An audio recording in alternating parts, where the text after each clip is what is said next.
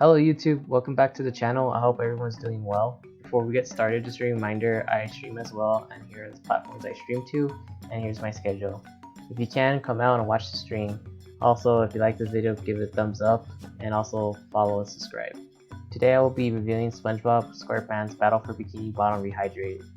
This game is a remake and the genre falls under a 3D platformer / action adventure.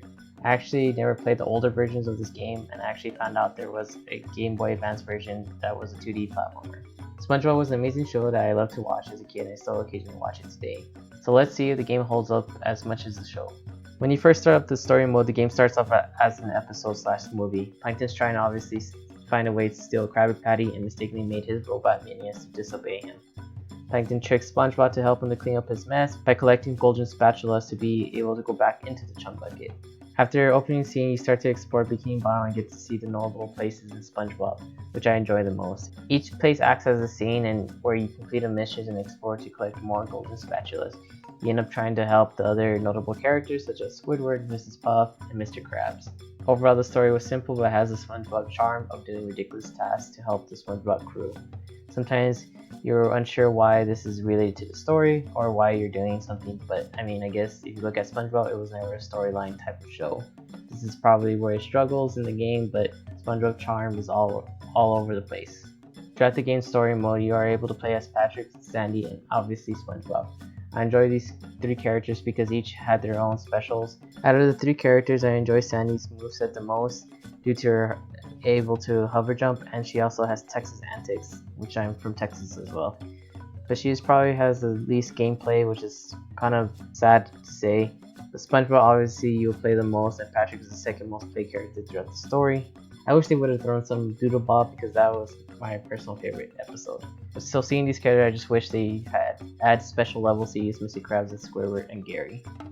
As mentioned, this is a 3D platformer, so think of a Spyro or Mario 64. These kind of games were prime during the N64 and GameCube eras, which makes me miss them. For SpongeBob, I thought the platform mechanics was decent. It wasn't horrible like you see in other games where you feel like it's unfair due to some camera movement or it just doesn't work the way you think it should. I would say it's more a simple mechanics, not on a Mario Odyssey level, but sometimes we just need a simple game to just go through. I can tell you it won't feel as frustrating as Crash Bandicoot 1 in the Insane Trilogy. There's only one part of SpongeBob World I got frustrated with. Levels were decent, but there was some fun levels that stood out.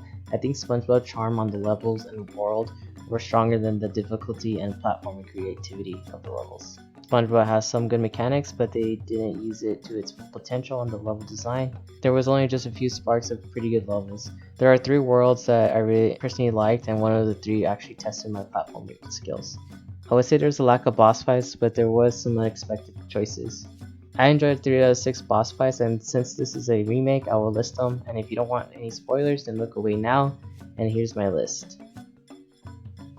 Visually, SpongeBob looks great 3D. Even though I tried it on the Switch version, I still enjoyed the upgrade.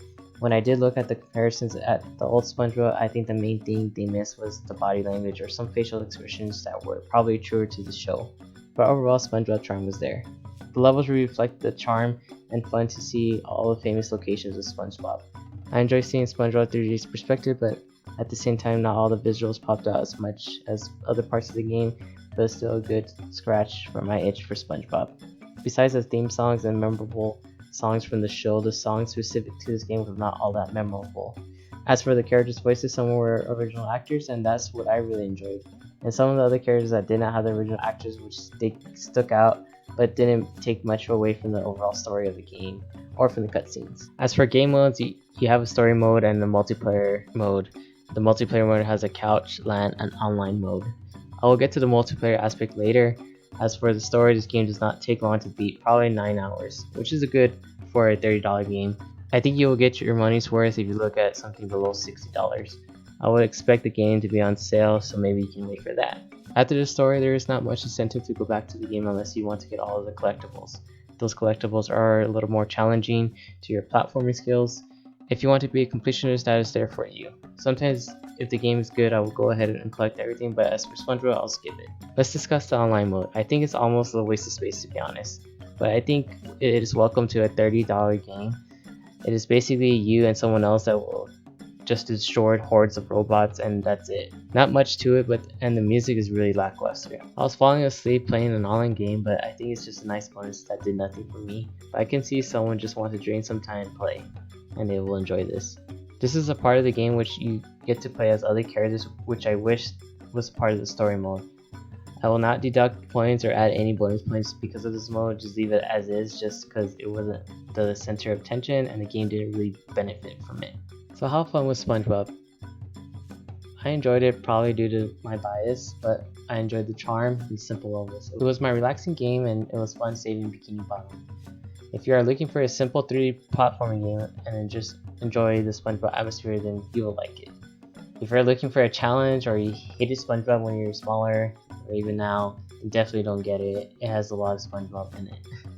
As mentioned in my prior video, the score I give is subjective to me, and I would like for you to listen to what I've said about the game and let you decide if you like the style or description that I gave.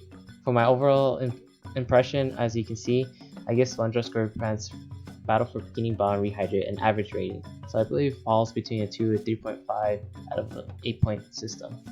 I feel SpongeBob missed some key things to make it a good game, but I still enjoyed myself. And that's why I play games, is to have fun. Not all going to be good or above, but even the average games have a space in my shelf. I hope you enjoyed my review of Battle for Bikini Bottom Rehydrated. Leave questions, comments, feedback, or even let me know if you bought the game yourself and what you think about the game. I hope you guys have a good rest of your day. Until next time, bye.